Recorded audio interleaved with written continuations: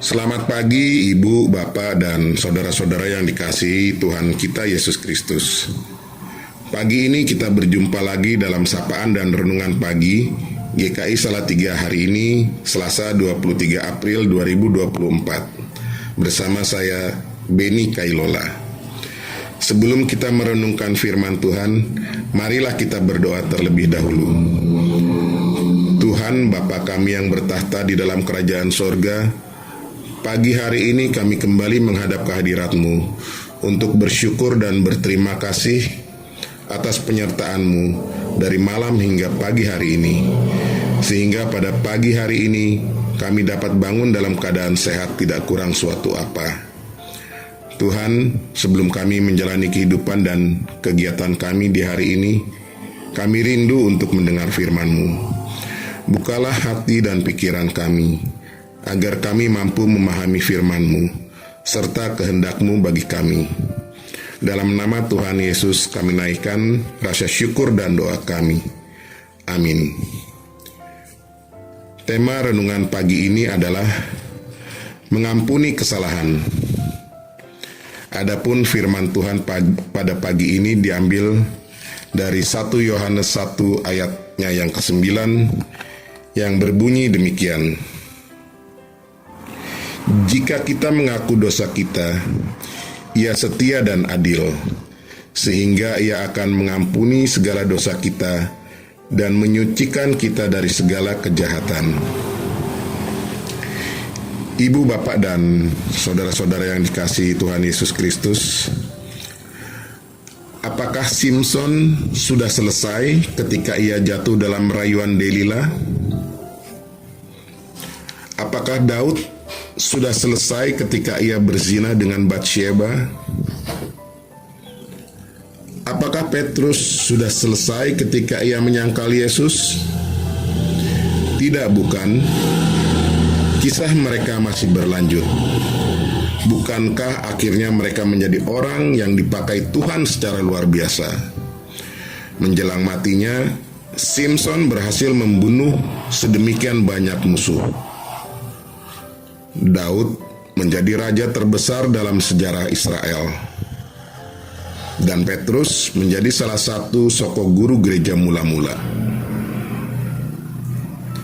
Saat kita melakukan kesalahan, kita sering berpikir bahwa kita sudah selesai.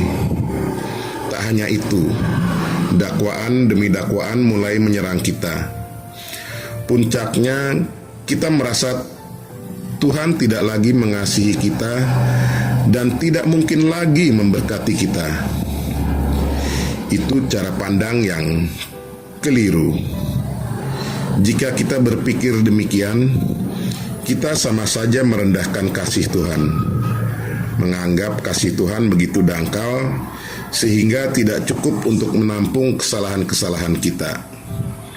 Tuhan punya ruang untuk kesalahan-kesalahan kita. Rencana Tuhan bahkan tidak bisa digagalkan oleh kesalahan-kesalahan kita. Bukankah dikatakan Allah turut bekerja dalam segala perkara, termasuk kesalahan kita, untuk mendatangkan kebaikan kepada kita pada akhirnya? Tentu saja saya tidak mengatakan hal ini sebagai izin ataupun pembenaran untuk melakukan dosa maupun kesalahan. Saya hanya memberi semangat kepada mereka yang berpikir hidup mereka sudah selesai karena mereka telah melakukan kesalahan di masa lalu. Anak saya beberapa kali melakukan kesalahan. Ia pernah tidak taat kepada saya. Meski ia menyesal dan minta maaf, saya tetap harus mendisiplinkan dia. Itu menyakitkan saya sebagai orang tua. Namun kesalahan yang ia lakukan tidak pernah mengurangi kasih saya kepadanya. Saya memiliki cukup ruang kesalahan untuk anak saya, karena saya menyadari bahwa anak saya sedang bertumbuh dalam proses pembelajaran hidup. Jika saya yang adalah ayah tidak sempurna bisa menerima kesalahan anak saya, bagaimana mungkin Bapa di sorga menutup kasih-Nya karena kesalahan yang kita perbuat?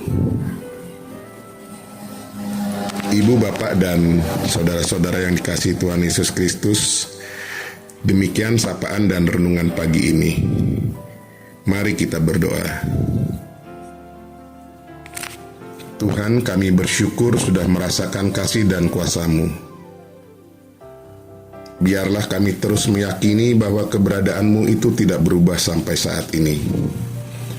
Ampunilah segala kesalahan dan dosa yang kami perbuat melawan kehendak-Mu, baik dalam pikiran, perkataan maupun perbuatan kami. Terima kasih Tuhan, dalam nama Tuhan Yesus kami berdoa. Amin. Selamat pagi Ibu, Bapak, dan saudara-saudara yang dikasihi Tuhan Yesus Kristus. Selamat menjalani kehidupan sepanjang hari ini.